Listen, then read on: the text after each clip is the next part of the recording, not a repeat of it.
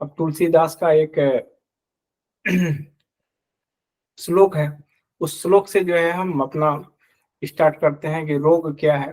तो तुलसीदास का कहना है कि क्षिति जल पावक गगन शरीरा रचित अधम शरीरा। क्षिति जल पावक गगन, ये जो 5 तत्व है, तो ये 5 तत्वों से ही जो है हमारा शरीर का निर्माण हुआ है। तो इन्हीं 5 तत्वों से, मतलब क्षिति का अर्थ होता है यानी सॉलिड, लिक्विड, उसके बाद जो हो गया गैस हो गया, इथेरियल हो गया, तो ये मिला के 5 तत्व है। तो 5 तत्वों से ही जो है हमारा शरीर का निर्माण हुआ है।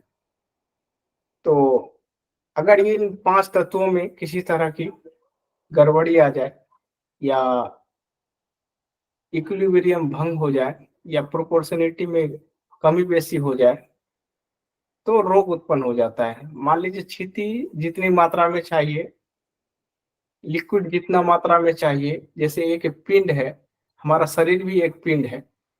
तो किसी भी पिंड में अगर मान लीजिए कि किसी भी पिंड में ये 5 तत्व विद्यमान रहता है, कोई भी पिंड जगत का, या तो वो शरीर ही मेरा क्यों न हो, तो 5 तत्वों में से किसी तत्व की मात्रा में अगर कमी आ जाता है तो क्या होता है कि उसका जो बैलेंस है, 5 तत्वों का जो बैलेंस है वो क्या हो जाता है, वो भंग हो जाता है, टूट जाता है बैलेंस।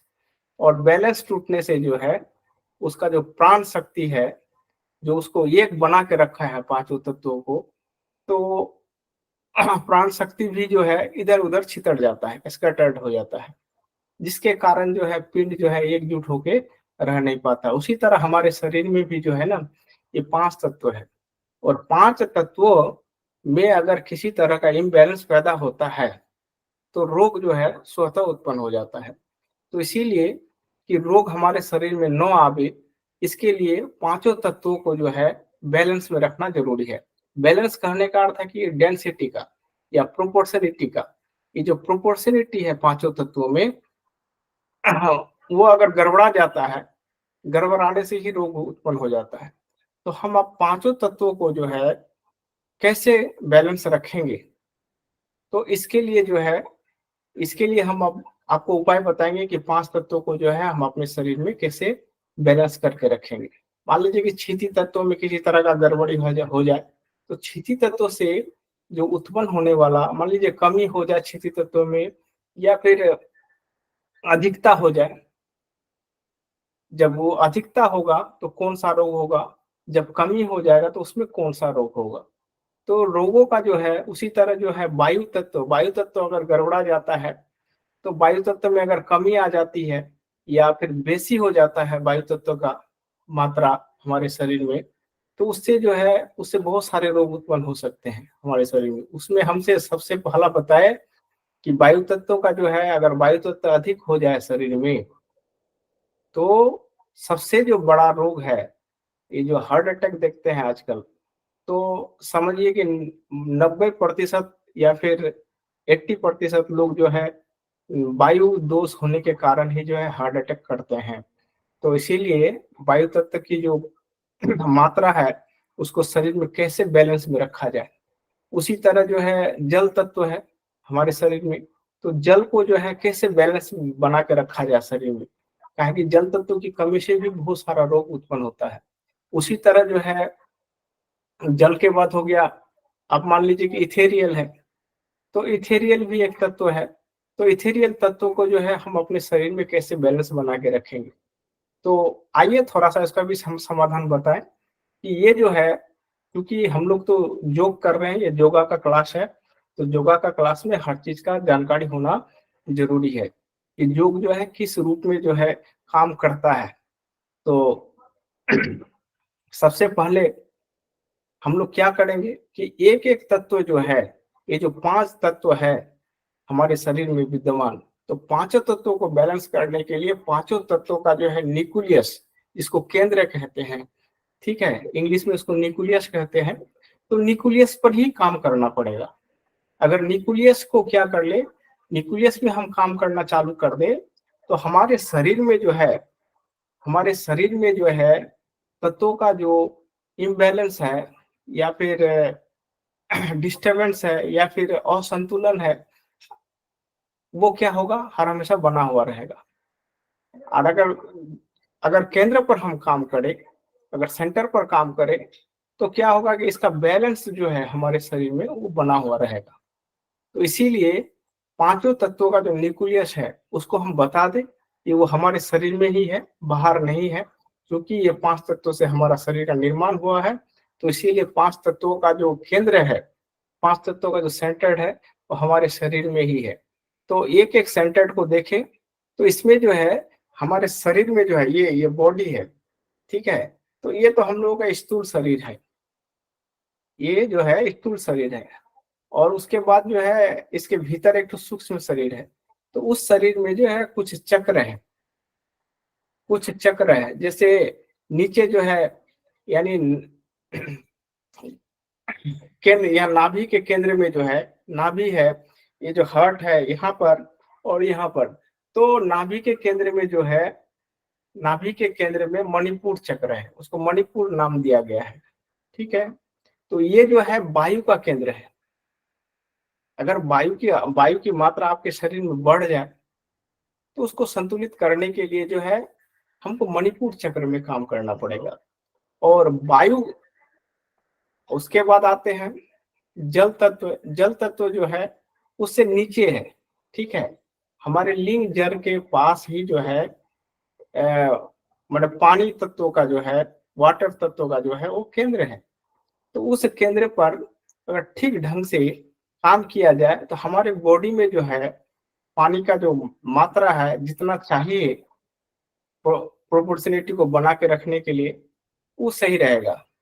तो इसीलिए उस पर हम लोग कैसे काम करेंगे, ये तो आगे आगे वाला क्लास में आते आते जब क्लास आगे बढ़ेगा तो हम एक एक करके बताएंगे कि आप अपने शरीर का जो है वायु तत्व को कैसे कंट्रोल कीजिएगा योग के माध्यम से। एक तो आसन के माध्यम से हम बता रहे हैं, और तीसरा जो है आपको अक्यूप्रेशर और नेचुरोपैथ के बारे में भी हम बता रहे हैं धीरे धीरे। तो धीरे धीरे एक एक आधार को लेते हुए और एक एक फंडा को लेते हुए हम शरीर को एकदम निरोग निरोग कैसे रखेंगे, इस पर कार्य करेंगे हम लोग। तो कहा कि हम लोगों का मकसद है कि ये मकसद है कि हर घर में जो है इस पैथी को ले जाया जाए। कहा कि इसमें जो है ये पूरा इंटीग्रेटेड एक पैथी है। इसमें एक योग है, इसमें एक नेचुरोपैथ है, इसमें अक्यूप्रेशर है। अच्छा, तो योग के माध्यम में, योग में दो पार्ट हम लोग बताते हैं। एक पार्ट जो अभी आज बता रहे हैं, है कि योग का सिर्फ जो है आसन करना ही योग नहीं है, ठीक है। ऐसे भी जैसे हमारे ऋषियों ने, आप जानते हो कि हमारे ऋषियों ने जो है 200 साल, कोई कोई 150 साल ऐसे एकदम स्वस्थ होके जिए हैं। तो कैसे जिए हैं, जीने के पीछे तो कुछ रहस्य है। तो हम जो है अपना शरीर को जो है, ये योग का जो दूसरा वाला पार्ट आज बता रहे हैं, इस पार्ट के द्वारा भी आप अपने शरीर को स्वस्थ रख सकते हैं।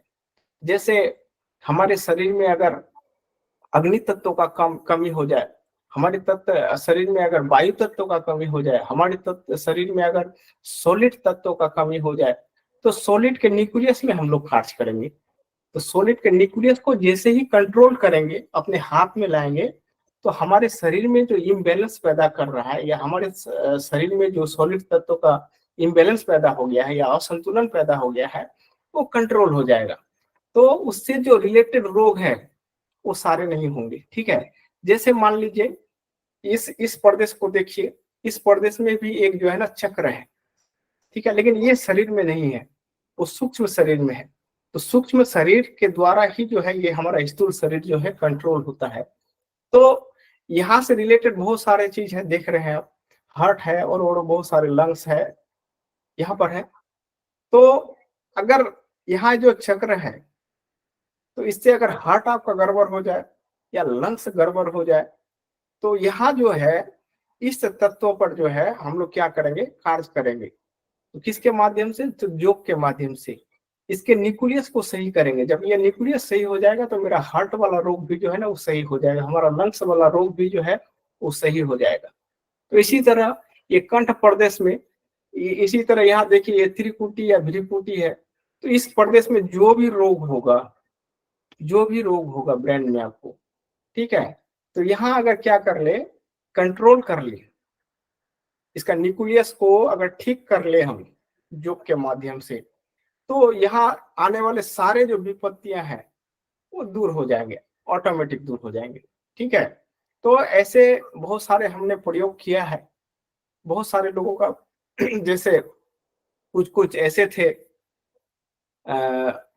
आप लोग तो जानते हैं, कोढ़ जिसको कहते हैं, ठीक है, जिसका मांस जो है किसी पार्ट से जो है, चाहे तो उंगली वाला पार्ट हो, चाहे तो हाथ वाला पार्ट हो, चाहे तो नीचे वाला पार्ट हो, वो धीरे धीरे क्या हो जाता है, क्षय हो जाता है। उसको कोढ़ कहते हैं, जिसको इंग्लिश में लेप्रोसी कहते हैं। तो लेप्रोसी रोग में जो है, मान लीजिए कि हाथ का जो है मांस जो है अलग हो रहा है शरीर से, तो क्यों अलग हो रहा है भाई, इसके पीछे तो कुछ कारण है। तो इसके पीछे कारण है, हमारा शरीर जो 5 तत्वों से मिलकर बना है, तो पांचों तत्वों में जो है असंतुलन पैदा हो जाता है। जब ये असंतुलित हो जाता है, या इसका जो प्रोपोर्शनिटी होना चाहिए, तो प्रोपोर्शनिटी जब क्या हो जाता है, भंग हो जाता है या डिस्टर्ब हो जाता है, तब जो है ये जो मांस जो है धीरे धीरे गल के जो है वो निकलने लगता है। तो उस हालत में चूंकि ये हाथ है, तो हाथ से रिलेटेड यहाँ पर एक चक्र है, यहाँ पर एक चक्र है। तो इस चक्र पर जब इसका न्यूक्लियस में जब काम किया जाएगा, तो न्यूक्लियस में काम करने के बाद जो है वो देखिएगा कि धीरे धीरे धीरे धीरे जो है ना, हाथ का पोजीशन जो है, जो मांस गल के नीचे आ रहा था, तो वो धीरे धीरे गलना जो है बंद हो जाता है। तो ऐसा हमने कई प्रयोग किए हैं। ठीक है, बहुत सारे लोगों का बहुत दिन से कुछ ऐसे जगह, मान लीजिए कि कहीं दर्द हो रहा है, और दर्द जो है, दर्द का कोई कारण नहीं निकल रहा है कि आखिर दर्द क्यों हो रहा है, उसको पता ही नहीं चल रहा है। तो हमने देखा, इसका प्रयोग किया, लोगों के ऊपर एक्सपेरिमेंट किया, और एक्सपेरिमेंट में मैंने देखा कि भाई ठीक है, आपका मान लीजिए कि हाथ में यहाँ दर्द है, छूट नहीं रहा है, तो ये हाथ हाथ जो है हमारे इस चक्र से जुड़े हुए हैं। जब ये चक्र से हम जुड़े हुए हैं, तो इस चक्र के न्यूक्लियस के पास अगर काम किया जाए, यानी न्यूक्लियस को जो अगर कंट्रोल में लिया जाए, तो ये वाला दर्द जो है ऑटोमेटिक चले जाता है।